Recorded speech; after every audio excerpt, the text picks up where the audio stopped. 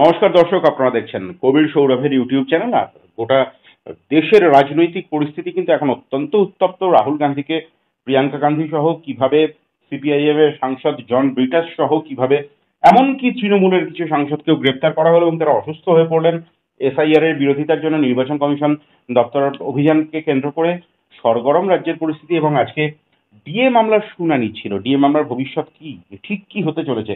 রাজ্য সরকার পরের পর দিন কিন্তু তারা হয় অনুপস্থিত ছিলেন। আজকে যেমন কপিল সিব্বল সিনিয়র অ্যাডভোকেট রাজ্য সরকারের পক্ষ থেকে, তিনি কিন্তু অনুপস্থিত ছিলেন। আগামী 26শে আগস্ট কিন্তু আবার শুনানির দিন ধার্য হয়েছে। রাজ্য কেন দিতে চাইছে না ডিএ, এ কিন্তু লাখ টাকার প্রশ্ন। এবং তমনাশ ডক্টর তমনাশ, ডক্টর পুণ্যব্রত তাদেরকে কিন্তু তমনাশ চৌধুরী, পুণ্যব্রত গুণ তাদেরকে কিন্তু তলব করা হয়েছিল থানায় একটি সাইকেল মিছিল করার জন্য। আইন শৃঙ্খলা পরিস্থিতি বিঘ্নিত হতে পারে এই কথা বলে পুলিশ কিন্তু তাদেরকে থানায় তলব করেছিলেন এবং হাজিরা না দিলে গ্রেফতার হওয়ার আশঙ্কা কিন্তু ছিল। এবং অভয়ার মাকে কি ভয়ানক পরিস্থিতির শিকার হতে হলো, এরকম একাধিক বিষয় নিয়ে আমরা কথা বলে নেবো বিকাশ রঞ্জন ভট্টাচার্যের সঙ্গে। স্যার, একটা সংঘাত চরমে ওঠার অবস্থা দেখা যাচ্ছে। বিরোধী দলগুলিকে কার্যত বুলডোজ করে দেওয়ার একটা পরিস্থিতি চলছে। কালকে দেখা গেল অভূতপূর্ব দৃশ্য। রাহুল গান্ধী এবং প্রিয়াঙ্কা গান্ধী সহ সমস্ত বিরোধী নেতানেত্রী, সিপিআইএম রাজ্যসভার সদস্য জন ব্রিটাস সহ অবশ্যই তৃণমূল কংগ্রেসেরও বেশ কয়েকজন সেখানে উপস্থিত ছিলেন। দেখা গেল যে তাদেরকে কার্যত নির্বাচন কমিশনে যেতে দেওয়া হলো এবং প্রতিহিংসামূলক ভিন্ডিকটিভ আচরণ করা হচ্ছে। আপনার রিয়াকশন কি স্যার? দেখুন, এই সরকারটা হচ্ছে সাংবিধানিক পরিকাঠামোর মধ্যে থেকে একটা স্বৈরতান্ত্রিক সরকার। সাংবিধানিক জামা পরে ভেতরে স্বৈরতন্ত্রের যে হিংস্র চেহারা, সেটা ক্রমশ প্রকাশ্যে আসছে। গতকালকে সাংসদদের যে অভিযান ছিল পার্লামেন্টে, ঘটনাচক্র আমি ছিলাম না, তাতে সরকারের এই হিংস্র চেহারাটাই প্রকাশ পাচ্ছে। ওটা দেশ জুড়ে সরকার তো একটা নৈরাজ্য কায়েম করতে চাইছে। দেখছেন না, দিনের পর দিন বিভিন্ন জায়গায় ধর্মীয় বিরোধ নিয়ে মারামারি হচ্ছে। আজকে কোনো নানকে তারা হামলা করছে, তো তারপর একটা মসজিদে গিয়ে হামলা করছে, তারপর স্কুলে গিয়ে হামলা করছে। এই হামলা করে করে মানুষের মধ্যে বিভাজনটাকে তারা একটা পূর্ণ চেহারা দেওয়ার চেষ্টা করছে। সেটাকে রাখতে গেলে একটা স্বৈরতান্ত্রিক সরকার দরকার, এবং সেই সরকার রাখতে গেলে সাংবিধানিক কাঠামোর মধ্যে নির্বাচনে কারচুপি করা দরকার। এবং সেই নির্বাচনী কারচুপি করার ক্ষেত্রে ইলেকশন কমিশনকে তারা হাতিয়ার করেছেন দুর্ভাগ্যজনকভাবে। নির্বাচন কমিশন তার সাংবিধানিক যে নৈতিকতা এবং সাংবিধানিক যে নিরপেক্ষতা, এটা বজায় রাখতে পারছেন না, যার ফলে এই সমস্ত গন্ডগোল তৈরি হচ্ছে। ইতিবাচক দিক, মানুষ রাস্তায় নামছেন।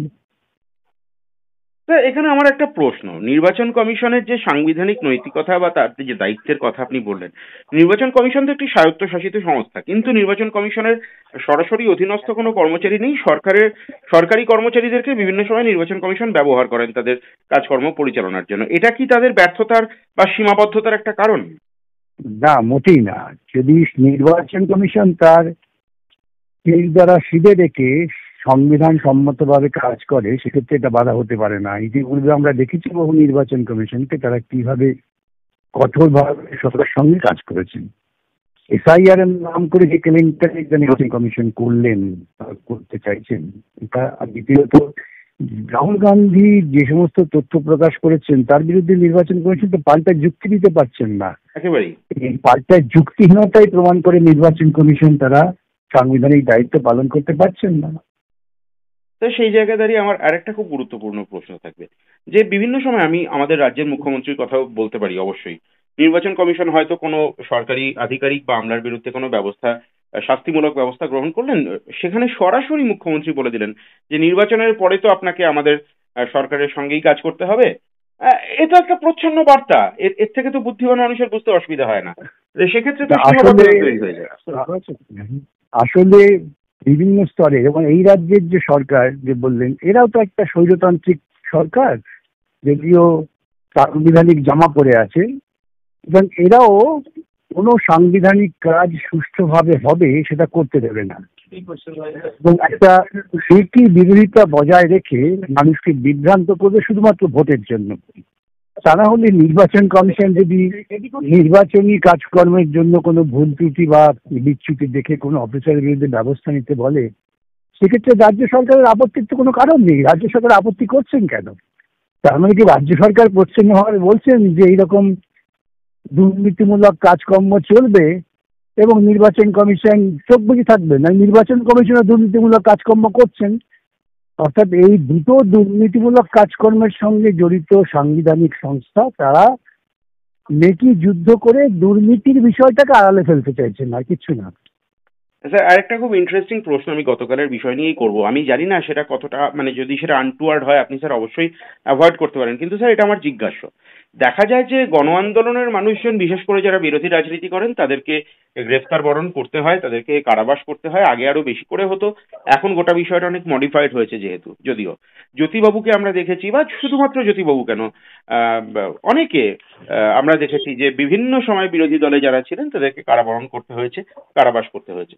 গতকাল আমরা দেখতে পেলাম যে অবশ্যই অসাংবিধানিকভাবে, অনৈতিকভাবে তাদেরকে গ্রেপ্তার করা হলো, কিন্তু কিছু তৃণমূল সাংসদ তারা দেখলাম প্র্যাকটিক্যালি অসুস্থ হয়ে পড়লেন। এটা কি তাদের আন্দোলন বিমুখতার একটা পরিচয়? মানে একজন জনপ্রতিনিধি এইভাবে অসুস্থ হয়ে পড়বেন? আমার স্কুলে ওটা তো ঢালাই হচ্ছে, একটা দিন যাবো খুব ঢালাই। তা নয়, প্রশ্ন হচ্ছে যে এখানে ওরা আন্দোলন করতে তো ওরা অভ্যস্ত নন। ওরা কখনো আন্দোলন করেনি, পথে ঘাটে থাকলে যে কত ধকল সইতে হয় সে অভিজ্ঞতা নেই। তো এখানে একটু খানিকটা প্রচারের সুযোগ ছিল, তাই একটা আন্দোলনে নেমেছেন, ধকল সইতে পারেননি, আর কিছু না। স্নেহাংশুকান্ত আচার্য গ্রেপ্তার বরণ করেছিলেন এবং আপনি নিজে গ্রেপ্তার বরণ করেছিলেন, কারাবাস হয়েছিল আপনার। কিন্তু আমি খুব অবাক হলাম একজন সাংসদকে এইভাবে অসুস্থ হয়ে পড়তে দেখে, যদিও তার সম্পূর্ণ আমি আরোগ্য কামনা করছি। স্যার, এবার একটা একদম অন্য প্রশ্ন। আপনি অনেকবার অতীতে আমাদেরকে বলেছেন স্যার, বিভিন্ন জায়গায় বলেছেন যে শান্তিপূর্ণ অবস্থান বা জমায়েতের জন্য পুলিশের পারমিশনের কোনো প্রয়োজন নেই, তাদেরকে ইন্টিমেট করা যেতে পারে মাত্র শান্তি শৃঙ্খলা বজায় রাখার জন্য। পুণ্যব্রত গুণকে বা তমনাশ চৌধুরীকে, অভয়া মঞ্চের যারা আহ্বায়ক, তাদেরকে পারমিশন না নেওয়ার জন্য যেভাবে পুলিশি তলব করা হলো এবং অনুপস্থিতি বা গরহাজিরার জন্য গ্রেপ্তারের হুঁশিয়ারি দেওয়া হলো, আপনি কি বলবেন? পুলিশের তো বাড়াবাড়ি হলো। পুলিশ যারা ইস্যু করেছেন তাদের উপর নির্দেশ ছিল, সেই নির্দেশ থেকে তারা এই ধরনের নোটিশ জারি করেছেন। কালকে তমনাশ এবং পুণ্যব্রত তারা গিয়েছিলেন, তেমনই আমাদের পরামর্শ ছিল, এবং গিয়ে তারা একথাই পুলিশকে বলে এসছেন, আমাদের শান্তিপূর্ণ জমায়েতের অধিকার আপনাদের অনুমতির অপেক্ষা করে না, এটা সাংবিধানিক অধিকার। তারা সরাসরি এই কথা জানিয়েছেন। তারা তাদের অবস্থানে দৃঢ় থেকেছেন। রাজ্যে বা দেশে যা পরিস্থিতি, মানুষ তো প্রতিবাদ করবেনই, বা যদি পরিস্থিতি এত খারাপ না হতো, প্রতিবাদ করা তো মানুষের গণতান্ত্রিক অধিকার। সেই জায়গায় দাঁড়িয়ে মানুষের কাছে স্যার আপনি স্পেসিফিক বার্তা দিন যে আগামী দিনেও কি কোনো ধরনের কোনো শান্তিপূর্ণ জমায়েতের জন্য বা অবস্থানের জন্য, এই ধরনের কোনো কিছুর জন্য, অ্যাসেম্বল হওয়ার জন্য কি স্যার পুলিশি পারমিশন লাগবে? আমি তো সবসময় বলি যে আমার সাংবিধানিক অধিকার রক্ষার জন্য কারো অনুমতি নিয়ে করতে হবে না, এটা আমার সাংবিধানিক অধিকার। আমি জমায়েত অস্ত্র ব্যবহার না করে, অশান্তি না করে, সেটার জন্য কারো অনুমতির দরকার হয় না। এখন যেহেতু সামগ্রিকভাবে শান্তি শৃঙ্খলা রক্ষার দায়িত্ব পুলিশের, সেই জন্য তাদের জানানো হয় যে এত আমরা জমায়েত করছি, আপনাদের জানিয়ে রাখলাম, আপনারা প্রস্তুত থাকুন আপনাদের দিক থেকে যে প্রশাসনিক উদ্যোগ ভূমিকা নেবেন। কিন্তু জানানো হয় না এই জন্যই যে পুলিশ অনুমতি দিলে তবে আমি করবো। পুলিশ, এটা পুলিশের রাষ্ট্র নয়। এটা মমতা যতই চান না কেন, মমতা স্বৈরতান্ত্রিক রাষ্ট্র এখনো তিনি করতে পারেননি। ওর দাদা মোদী চেষ্টা করছেন বটে, কিন্তু সম্ভব হয়নি।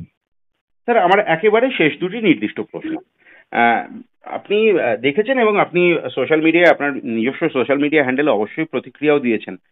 আমি তবুও স্যার জানতে চাইছি দর্শকের জন্য, যে অভয়ার মাকে তিনি যে দলের ডাকেই বা যদি কোনো দলের ডাকেও না যোগ দিয়ে তিনি যেভাবে তার মেয়ের বিচার চাইছেন, মেয়ের মৃত্যু হয়েছিল, হত্যা হয়েছিল, ধর্ষণ হয়েছিল 9ই আগস্ট, এবছরেও 9ই আগস্ট তাকে মাথায় হেমাটোমা অবধি হয়েছে। আপনি কিভাবে বলবেন পুলিশের মারে স্যার? কিভাবে দেখছেন? এটা অত্যন্ত দুর্ভাগ্যজনক ঘটনা, অত্যন্ত বেদনাদায়ক ঘটনা। এদেরও তো আন্দোলন করার কোনো অভ্যাস নেই, অভিজ্ঞতাও নেই। এরা মানসিকভাবে বিধ্বস্ত, তাদের এরকম একটা আন্দোলনে নামিয়ে দেওয়া হলো।